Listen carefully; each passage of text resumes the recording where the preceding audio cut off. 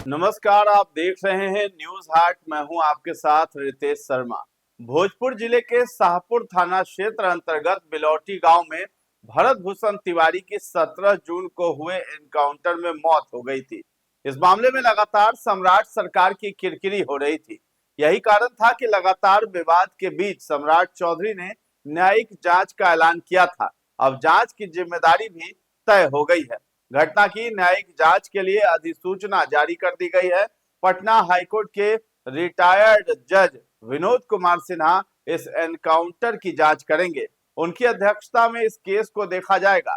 बुधवार यानी 24 जून 2026 को न्यायिक जांच के गठन को सम्राट कैबिनेट की बैठक में मंजूरी दे दी गई है।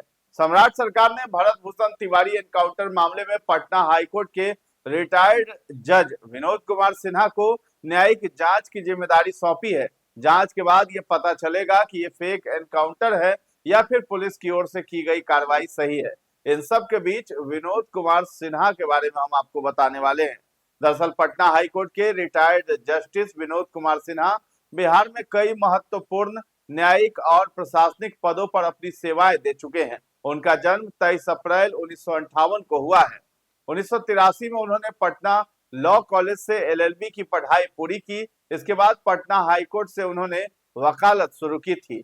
जो जानकारी मिली है उसके अनुसार वे पटना हाईकोर्ट में रजिस्ट्रार जनरल और बिहार के विधि सचिव के पद पर भी रहे हैं।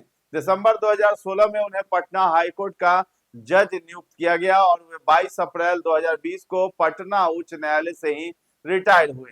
विनोद कुमार सिन्हा की स्वच्छ छवि को देखते हुए उस वक्त की नीतीश सरकार ने उन्हें सेवानिवृत्ति के बाद अप्रैल 2020 में बिहार राज्य मानवाधिकार आयोग का अध्यक्ष भी नियुक्त किया था। विनोद कुमार सिन्हा ने पटना उच्च न्यायालय में विभिन्न दीवानी, सेवा और आपराधिक मामलों में वकालत की है। 1997 में अतिरिक्त जिला एवं सत्र न्यायाधीश के रूप में बिहार उच्च न्यायिक सेवा में शामिल हुए। उच्च न्यायिक सेवा में अपने न्यायिक करियर के दौरान उन्होंने समस्तीपुर न्यायपालिका के जिला न्यायाधीश और बिहार सरकार के विधि सलाहकार के रूप में काम किया है। पदोन्नति से पहले वे 2014 से पटना हाईकोर्ट के रजिस्ट्रार जनरल के पद पर कार्यरत थे। उन्हें 9 दिसंबर 2016 को पटना उच्च न्यायालय के अतिरिक्त न्यायाधीश के रूप में पदोन्नत किया गया था। विनोद कुमार सिन्हा पटना के रहने वाले हैं।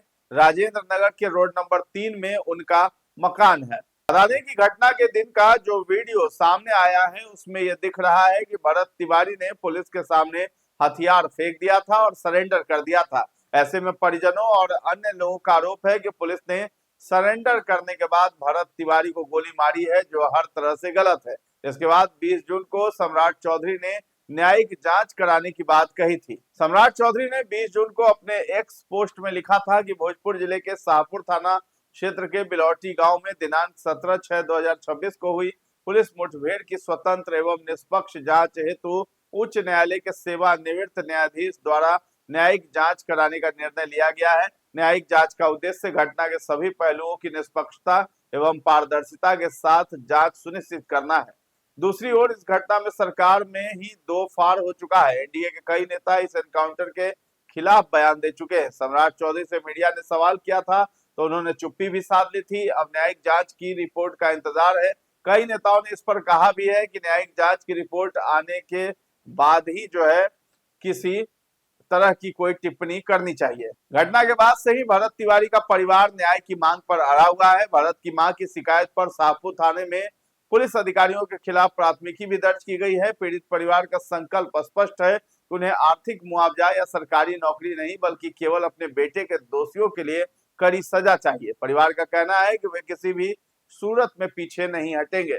जस्टिस विनोद कुमार सिन्हा के नेतृत्व में होने वाली ये जांच अब इस मामले का भविष्य तय करेगी। स्थानीय लोगों और परिजनों का मानना है कि अब उन्हें निष्पक्ष जांच की उम्मीद है।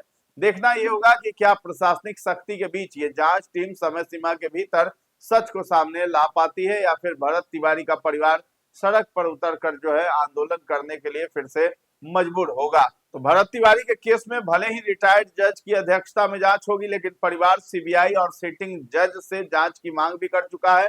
अब देखने वाली बात होगी कि न्यायिक जांच में क्या कुछ रिपोर्ट सामने आती है और कब तक आती है। जांच के बाद कब तक परिवार को न्याय मिलता है। तो फिलहाल इस खबर में इतना ही है। न्यूज़ हाट के साथ बने रहें और अभी तक हमारे चैनल को आपने सब्सक्राइब नहीं किया है तो जरूर कर लें। धन्यवाद।